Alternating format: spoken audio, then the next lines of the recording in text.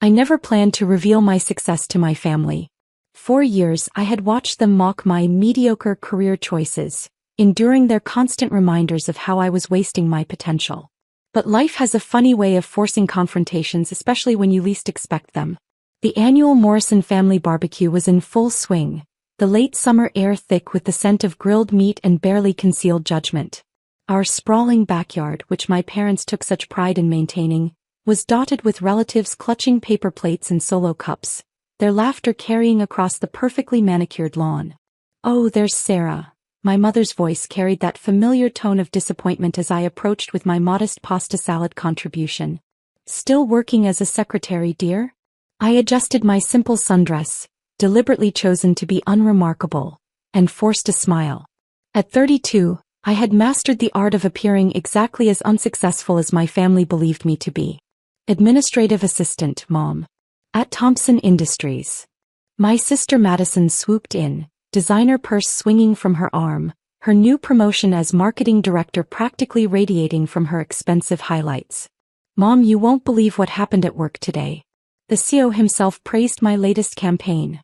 I bit back a smile, remembering the email I had reviewed just that morning about Madison's presentation.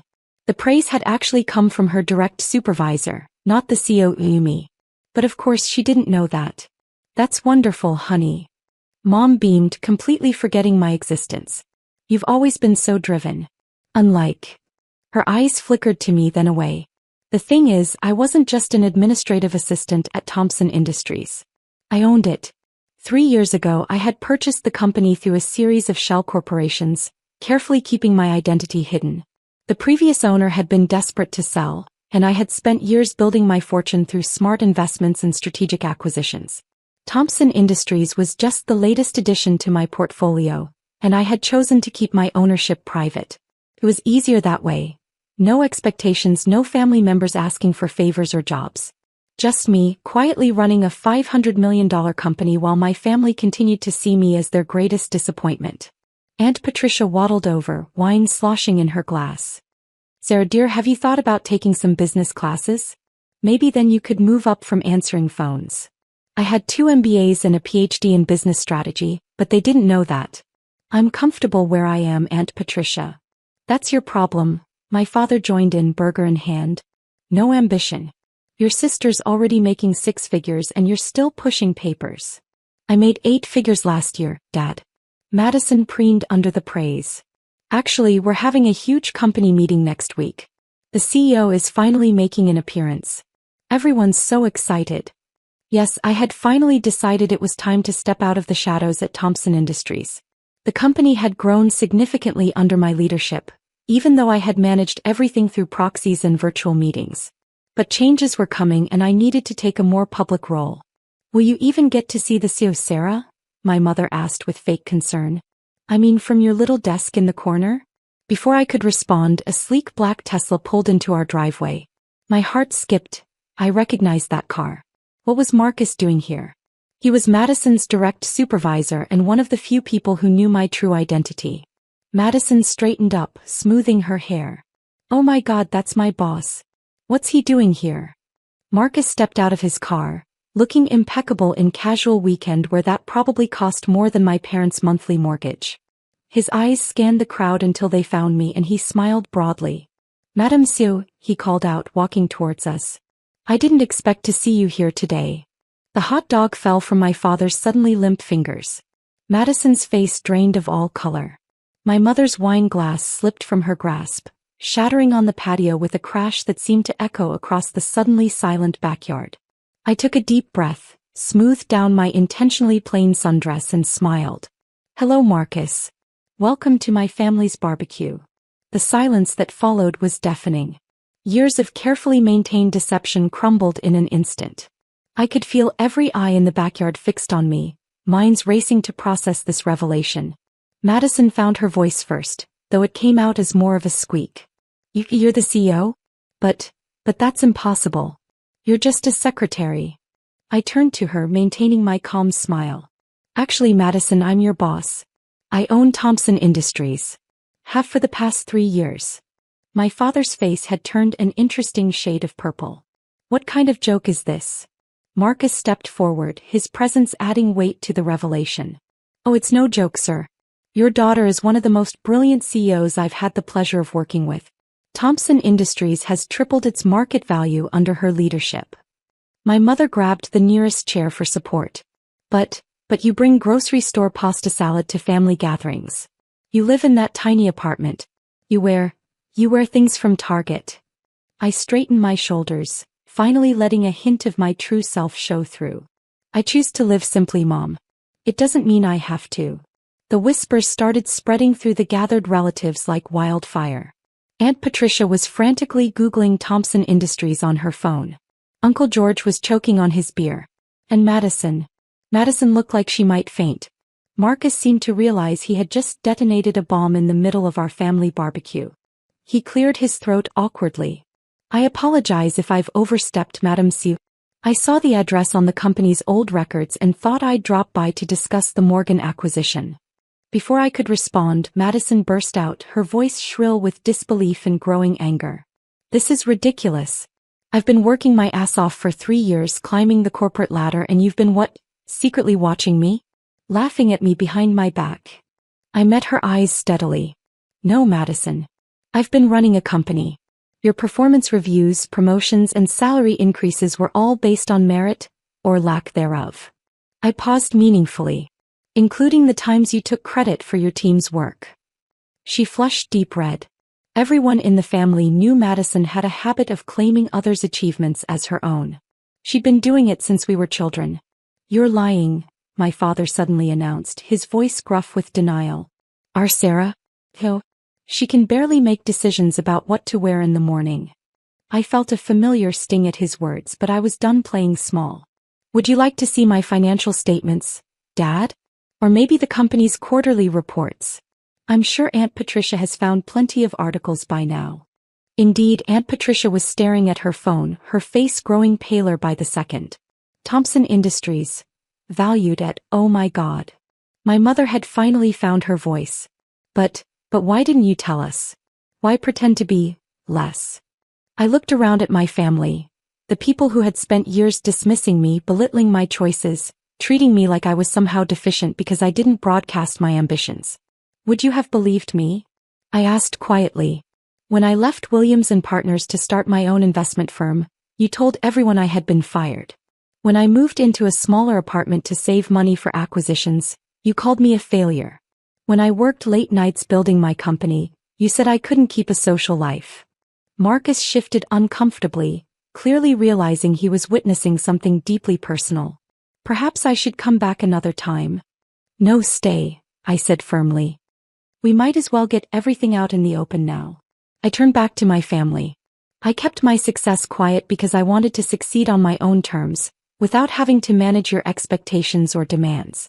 And honestly, watching how you treated me when you thought I was just a secretary told me everything I needed to know about who you really are. Madison's husband Tom, who had been quietly watching the drama unfold, suddenly spoke up. Wait, if you're the Sue, then that means... His voice trailed off as realization dawned. Yes, I confirmed. I'm the one who rejected your proposal for a private office last month. The company couldn't justify a corner office for a mid-level manager. The gathered relatives burst into poorly concealed snickers. Madison's face turned crimson. I assume the Morgan acquisition you mentioned is about the merger? My Uncle George, a business lawyer, piped up. The family vultures were already circling, seeing opportunity in their newly discovered successful relative. That's confidential company information, I replied coolly. Just like the raise Madison's been bragging about requesting won't be happening. You can't do that. Madison protested. That's discrimination. Surely I can. Your last 3 projects were over budget, your team has the highest turnover rate in the company, and your latest campaign proposal was rejected because it was remarkably similar to our competitor's campaign from last year.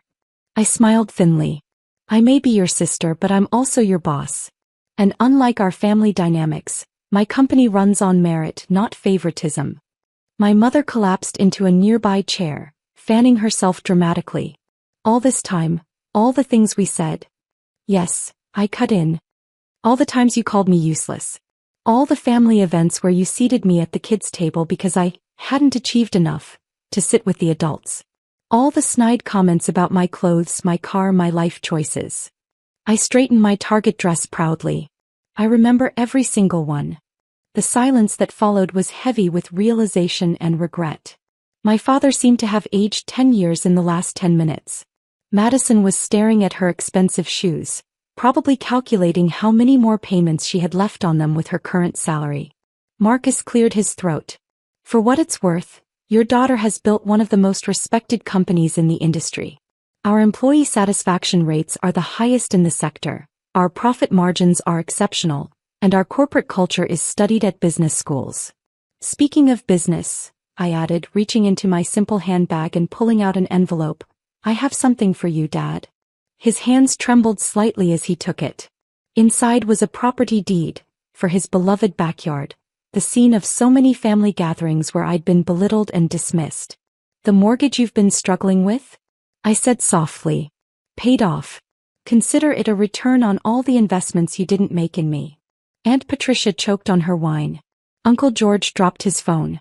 Madison looked like she might actually pass out this time. Now, Marcus, I turned to my colleague, deliberately shifting to my CEO voice, the one I used in board meetings. About the Morgan acquisition. Shall we discuss it over dinner? I know an excellent restaurant that isn't owned by any of my relatives. As Marcus and I walked toward his Tesla, leaving my shell-shocked family behind, I heard my mother's faint voice. But what about the barbecue? I turned back one last time, surveying the scattered paper plates, the abandoned potato salad, the frozen faces of my relatives. I think we're done here. I have a company to run. I smiled, channeling every ounce of success I'd hidden for years. Oh, and Madison, don't be late for the company meeting next week. We'll be announcing some organizational changes. The drive away from my parents' house was silent for a few moments before Marcus spoke. I truly apologize for dropping that bomb. I had no idea they didn't know. I laughed, feeling lighter than I had in years. Don't apologize. Some revelations need to happen even if we don't plan them. Will you be okay? He asked, glancing at me with concern. I thought about the years of hiding, of diminishing myself, of swallowing their casual cruelty. I thought about the freedom that came with finally being seen for who I really was. You know what? I said, watching my family's house disappear in the rearview mirror. I've never been better. The following week, I walked into Thompson Industries wearing a power suit instead of my usual modest attire. The whispers followed me through the hallway, employees doing double takes as they recognized the quiet woman they'd barely noticed before. Madison was waiting outside my office. Her new ID badge already reflected her transfer to our smaller satellite office across town. Sometimes being CEO meant making tough decisions. Sometimes it meant making necessary ones. As I settled behind my desk, I glanced at the family photo I'd kept hidden in my drawer all these years. It showed a younger me standing slightly apart from my beaming family, already learning to make myself smaller, less visible. I took the photo out of its frame and dropped it in the shredder. Then I opened my laptop and began my day as I had for the past 3 years. Running my company, making decisions, and finally living my truth. The secretary I'd been pretending to be wouldn't be coming to work anymore. The CEO I'd always been had a company to run. And somewhere across town, my family was still trying to process that their greatest disappointment had become their greatest success story. But I didn't need their approval anymore. I had stopped waiting for it the day I bought my first company, even if they were only realizing it now. Success, I had learned, didn't need an audience. It just needed conviction. And maybe sometimes a dramatic reveal at a family barbecue. The weeks following the barbecue revelation were a whirlwind of uncomfortable family dynamics and corporate adjustments. My phone buzzed constantly with messages from relatives I hadn't heard from in years, each one suddenly remembering our special bond and having a brilliant business proposition to discuss. Aunt Patricia called about her son's startup. Uncle George wanted to review our corporate legal contracts. Even my mother's bridge club members started showing up at Thompson Industries' reception desk, claiming to be close family friends. I instructed security to turn them all away. The most dramatic transformation was in my parents' behavior. My mother started showing up at my office with homemade lunches, trying to make up for years of neglect with chicken sandwiches and guilt-laden apologies. I just don't understand why you felt you couldn't tell us, she said one day, rearranging the family photos she'd brought to brighten up my office. I'd thrown them away as soon as she left. Really, Mom? Remember my college graduation? When Madison got a car for making Dean's List, and I got a lecture about wasting my time with business courses instead of finding a husband. She had the grace to look embarrassed. We just wanted what was best for you. No, I corrected her, you wanted what looked best to others. My father took a different approach. He started bombarding me with newspaper clippings about Thompson Industries, as if I might have missed the news about my own company. Each article came with his handwritten notes in the margins. My daughter did this. Sarah's company. That's my girl. The same daughter he'd called useless just weeks before. Madison's situation proved the most challenging. After her transfer to the satellite office, she filed a formal complaint alleging familial discrimination. Our HR department, unaware of her relationship to me, conducted a thorough investigation. The results weren't what she expected. The investigation revealed multiple instances of her taking credit for subordinates' work, manipulating timesheets, and using company resources for personal projects. The evidence was damning enough that instead of firing her, I gave her a choice: resign with a decent reference or face a very public termination. She resigned the next day, though not without a final dramatic scene in my office. "You're ruining my life," she screamed, mascara running down her cheeks. "After everything I've done for this company." I remained seated, calm. "Everything you've done? You mean like taking credit for the Johnson campaign that your assistant designed? Or perhaps you're referring to the expense reports you've been falsifying. That's normal business practice." "No, Madison. That's fraud." I slid a folder across my desk. "Here's your resignation letter. I've already signed the reference that confirms you worked here and left voluntarily. It's more than you deserve, but I'm doing it because despite everything you're still my sister." She snatched the folder, her hands shaking. "You think you're so perfect now, don't you? The big CEO looking down on everyone else." "No," I replied quietly. "I think I'm someone who finally stopped letting this family define my worth." After she left, I received a series of angry texts from my parents, demanding I fix things with Madison. I responded with screenshots of her fraudulent reports and a simple message: "Would you prefer I press charges instead?" They stopped texting after that. The corporate changes I implemented went far beyond Madison's departure. I reorganized the entire marketing department, promoted several overlooked employees, and implemented a new merit-based evaluation system. Thompson Industries hadn't succeeded through nepotism, and it wouldn't start now. 6 months after the BBQ revelation, I attended another family gathering Thanksgiving at my parents' house. This time I arrived in my Tesla, wearing clothes that reflected my actual status. The difference in how I was treated was both amusing and sad. Relatives who had once ignored me now hung on my every word. Aunt Patricia bragged to her friends about her CEO niece. Uncle George prominently displayed a newspaper article about Thompson Industries on the mantelpiece. Madison didn't attend. She'd taken a job at a smaller company, having learned that her family name no longer carried the weight it once did. I heard through the grapevine that she was actually doing well, finally having to rely on her own merits rather than family connections. As we sat down to dinner, my mother clinked her glass for attention. "I'd like to make a toast," she announced, her voice trembling slightly. "To Sarah, who showed us all that success doesn't always look the way we expect it to." I raised my glass with the others, but added my own quiet addendum, "and to authenticity, which matters more than appearances." Later that evening, as I prepared to leave, my father caught me by the door. He looked older, more uncertain than I'd ever seen him. "I was wrong," he said simply. "About everything. About you." I nodded, accepting his words but not offering absolution. Some wounds take longer to heal than others. The following Monday I sat in my office reviewing quarterly reports and thinking about how life had changed. My assistant buzzed in. "Your mother's here again. With lunch." I smiled slightly. "Tell her I'm in a meeting." I had a business to run after all. As I turned back to my work, I caught my reflection in the window, confident, powerful, no longer hiding who I was. The secret CEO was gone, replaced by a woman who had learned that the best revenge isn't wealth or success, but finally, unapologetically being yourself. On my desk sat a frame with a new photo, not of family, but of my corporate team at our last charity event. These